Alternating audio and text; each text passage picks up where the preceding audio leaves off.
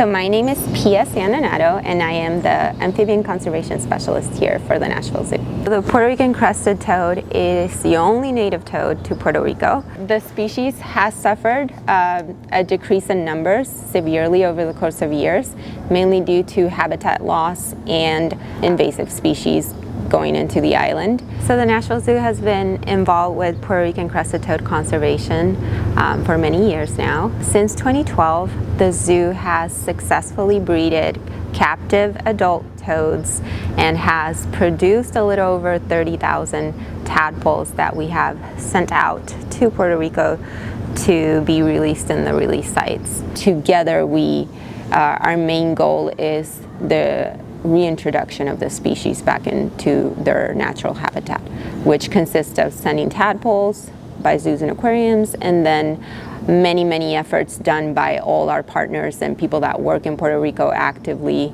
including volunteers that help maintain the natural habitat for them. They have also created artificial ponds. So I had the great opportunity to go and visit Puerto Rico for an entire week, and the purpose of the trip was to give an insight to the keeper of how conservation is done outside of the zoo and ways that we can get involved and help.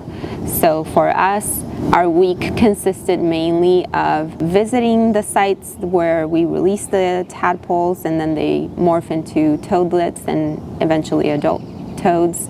So we got to visit almost all of the sites, and we also got to monitor some of the population that is actively living there.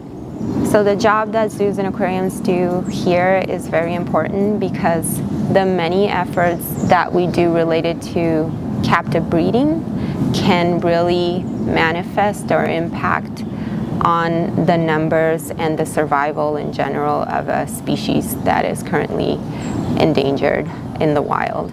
So everything that we do and all the conservation that we would call it ex situ, like outside of the natural habitat, can impact directly in their numbers in the wild.